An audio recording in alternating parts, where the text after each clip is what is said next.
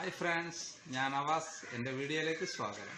നിങ്ങൾ ആദ്യമായിട്ടാണ് ഈ വീഡിയോ കാണുന്നതെങ്കിൽ സബ്സ്ക്രൈബ് ചെയ്യുക, അടുത്തുള്ള ബെൽ ബട്ടൺ അമർത്തുക. ഈ വീഡിയോ കണ്ട് ഇഷ്ടപ്പെട്ട് കഴിഞ്ഞാൽ നിങ്ങൾ ലൈക്ക് ചെയ്യുക, കമൻറ്റ് ചെയ്യുക, ഷെയർ ചെയ്യുക.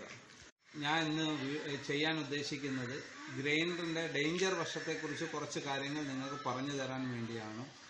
ഇത് ഒരു കാരണവശാലും നമ്മൾ വർക്ക് ചെയ്യുന്ന സമയത്ത് കൈലിയോ മുണ്ടോ അങ്ങനെയുള്ള പറന്ന് കിടക്കുന്ന സാധനങ്ങൾ ഉപയോഗിച്ചുകൊണ്ട് ഒരു കാരണവശാലും വർക്ക് ചെയ്യരുത്. വർക്ക് ചെയ്താൽ അത് ഏറ്റവും കൂടുതൽ നമുക്ക് ഡേഞ്ചർ വരുന്ന ഭാഗങ്ങളിലേക്ക് വരുന്നതായിരിക്കും.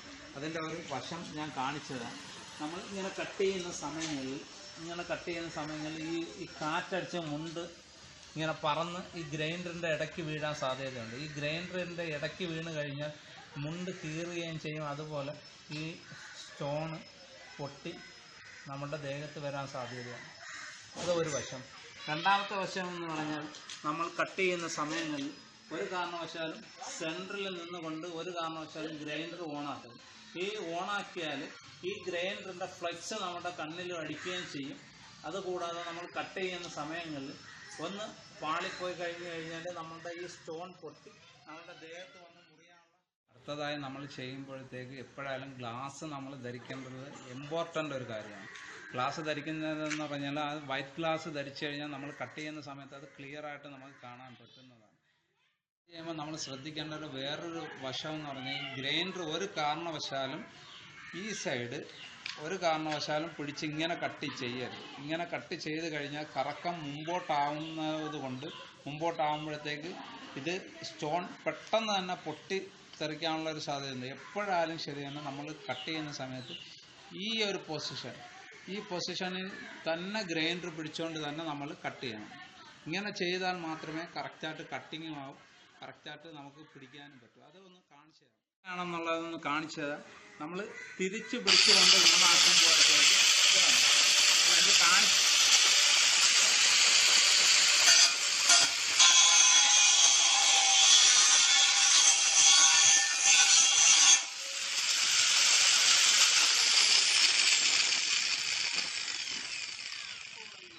ഇങ്ങനെ വെച്ച് കട്ട് ചെയ്യുമ്പോഴത്തേക്ക് നമ്മളുടെ ഈ കറക്കം എന്ന് പറഞ്ഞാൽ ബാക്കിലോട്ട് വലിക്കുമ്പോഴത്തേക്ക് അത് കറക്റ്റായിട്ട് ആവത്തതുമല്ല. ഈ സ്റ്റോൺ പെട്ടെന്ന് ആ ബ്ലേഡ് ഇതിൻ്റെ ഇടയ്ക്ക് ഈ കട്ട് ചെയ്യുന്നതിൻ്റെ ഇടയ്ക്ക് കയറി പൊട്ടി തെറിക്കാനുള്ള സാധ്യതയുണ്ട്.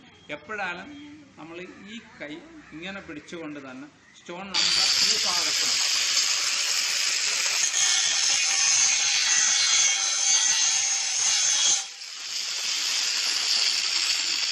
എപ്പോഴാണെങ്കിലും സ്റ്റോൺ ഈ ഭാഗത്ത് തന്നെ പിടിച്ചുകൊണ്ട് തന്നെ അത് കട്ട് ചെയ്യണം. അത് ശ്രദ്ധിക്കേണ്ട ഒരു കാര്യമാണ്. ഇങ്ങനെ പിടിച്ച് കട്ട് ചെയ്താൽ ഒരു കാരണവശാലും സ്റ്റോൺ പൊട്ടാൻ സാധ്യതയില്ല.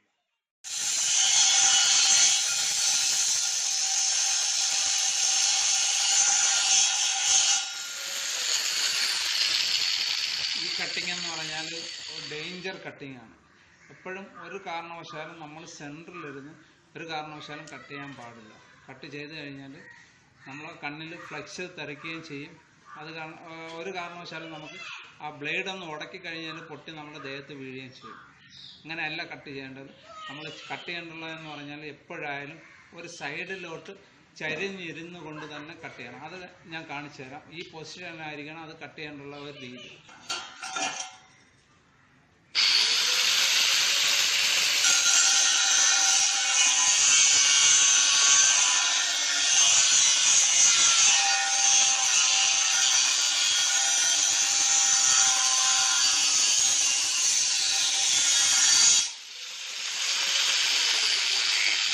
എപ്പോഴായാലും ഈ പൊസിഷനിൽ ഇരുന്നു കൊണ്ട് തന്നെ ആയിരിക്കണം കട്ട് ചെയ്യേണ്ടത്. കട്ട് ചെയ്യുമ്പോഴത്തേക്കുള്ള ഇതിൻ്റെ പ്രത്യേകത എന്ന് പറഞ്ഞാൽ കട്ട് ചെയ്യുമ്പോൾ ഫ്ലെക്സ് ഈ ഭാഗത്തേക്ക് മാറുകയും ചെയ്യും.